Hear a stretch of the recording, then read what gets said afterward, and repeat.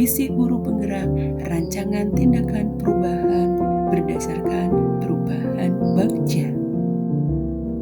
Berjumpa lagi dengan Fitri Kasuci, calon guru penggerak Angkatan 11 Kabupaten Magelang, Provinsi Jawa Tengah.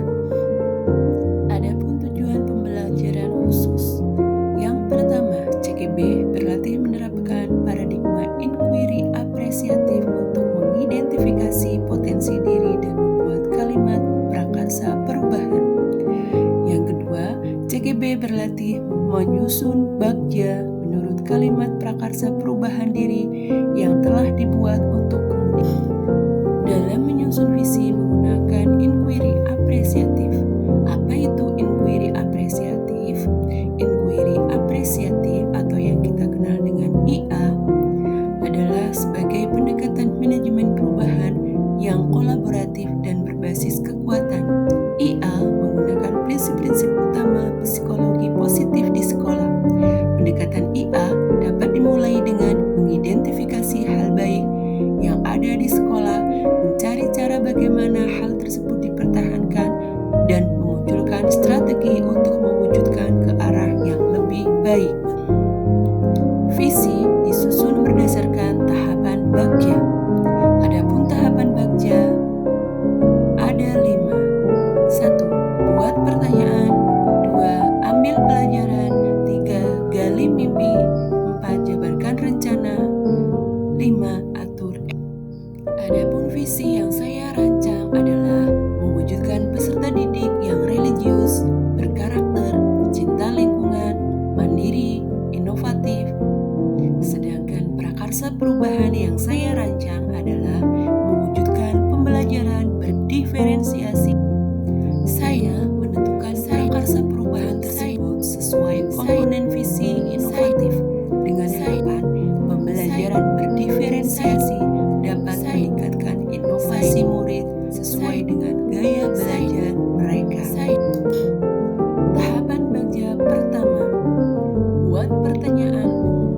Di sini ada 2 pertanyaan yang saya buat. 1. Apa yang harus saya lakukan untuk mewujudkan pembelajaran berdiferensiasi yang menyenangkan di kelas? 2. Bagaimana cara mewujudkan pembelajaran berdiferensiasi yang menyenangkan di kelas? Adapun tindakan atau penyelidikan pada tahap buat pertanyaan utama. Mencari referensi untuk menyusun asesmen diagnostik awal gaya belajar murid. Melakukan asesmen diagnostik awal untuk mengetahui gaya belajar murid dengan mengisi kuesioner atau wawancara langsung. Melakukan kolaborasi dengan rekan sejawat untuk mendapatkan informasi tentang pembelajaran berdiferensiasi dan berdiskusi bersama murid mengenai pembelajaran yang menyenangkan bagi mereka. Pada tahapan bagja yang kedua, ambil pelajaran atau discover. Adapun pertanyaannya, yang pertama, siapakah di sekolah yang mempunyai pengalaman pernah mengimplementasikan pembelajaran berdiferensiasi yang menyenangkan? Yang kedua, aktivitas apa saja yang menurut murid membuat pembelajaran menjadi menyenangkan? Yang ketiga, situasi apa saja yang dapat saya lihat dalam pembelajaran berdiferensiasi yang menyenangkan bagi murid? Dan yang keempat, keterampilan apa yang sudah saya miliki dan membantu saya untuk mewujudkan pembelajaran berdiferensiasi yang menyenangkan di kelas. Adapun tindakan atau penyelidikan pada tahap ambil pelajaran. 1. Mencari contoh nyata bagaimana pembelajaran berdiferensiasi yang menyenangkan bisa diterapkan, bisa melalui wawancara, studi literatum, mencari contoh praktik baik pembelajaran berdiferensiasi di aplikasi PMM, dan yang kedua, melakukan wawancara atau survei pengalaman atau pendapat dari kepala sekolah, guru, murid, dan orang tua. Tahap ketiga bagja adalah gali mimpi atau dream. Pada tahap gali mimpi, ada 3 pertanyaan yang saya buat. 1.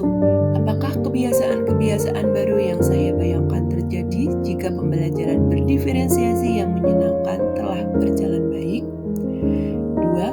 bagaimana perasaan saya dan murid jika bisa menerapkan pembelajaran berdiferensiasi. 3. Harapan apa yang ingin saya capai dalam proses pembelajaran berdiferensiasi yang menyenangkan di kelas. Tindakan atau penyelidikan pada tahap gali mimpi atau dream. 1. Membuat deskripsi sikap saya dalam merespon pertanyaan melalui survei mengapa cara belajar masing-masing kelompok murid berbeda. 2. Membuat deskripsi sikap saya dalam merespon kesalahan murid melalui survei, misalnya dengan tidak menghakimi. 3.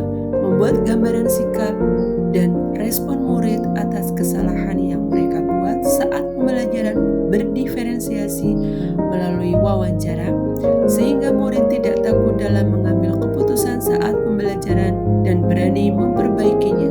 4. Guru dan murid membuat harapan dan evaluasi mengenai proses pembelajaran berdiferensiasi. Tahap keempat Bagja, jabarkan rencana atau desain. Pada tahap jabarkan rencana, saya membuat 5 pertanyaan.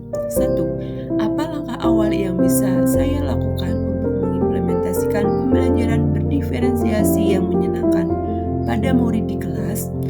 2. Apa terobosan yang dilakukan untuk menguatkan praktik pembelajaran berdiferensiasi di kelas? 3. Bagaimana cara mengukur kemajuan dalam proses pembelajaran berdiferensiasi ini? 4. Apa tindakan-tindakan yang mendukung proses implementasi pembelajaran berdiferensiasi? Dan 5. Berapa lama waktu untuk mencapai pembelajaran yang menyenangkan dengan menerapkan pembelajaran berdiferensiasi? Adapun tindakan atau penyelidikan pada tahap jabarkan rencana. 1. Membuat daftar pertanyaan diagnostik awal untuk mengetahui gaya belajar murid. 2. Membuat daftar contoh-contoh praktik baik penerapan pembelajaran berdiferensiasi. 3. Merancang tahapan proses pembelajaran berdiferensiasi yang menyenangkan sesuai dengan gaya belajar murid. Membuat modul ajar, media pembelajaran yang sesuai gaya belajar murid, LKPD, dan lain-lain. 4. Membuat target pencapaian dari pembelajaran berdiferensiasi. 5. Mengkondisikan situasi belajar agar menyenangkan bagi murid. Dan tahap terakhir Bagja adalah atur eksekusi atau deliver. Pada tahapan ini saya membuat 4 pertanyaan.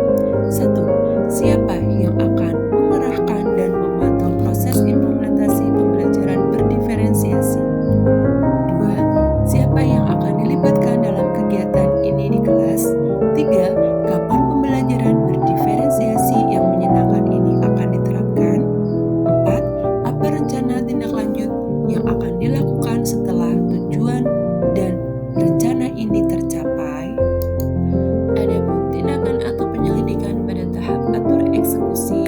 Yang pertama, mengajak kepala sekolah dan rekan sejawat untuk melakukan observasi dan kolaborasi terhadap program yang terapkan ini.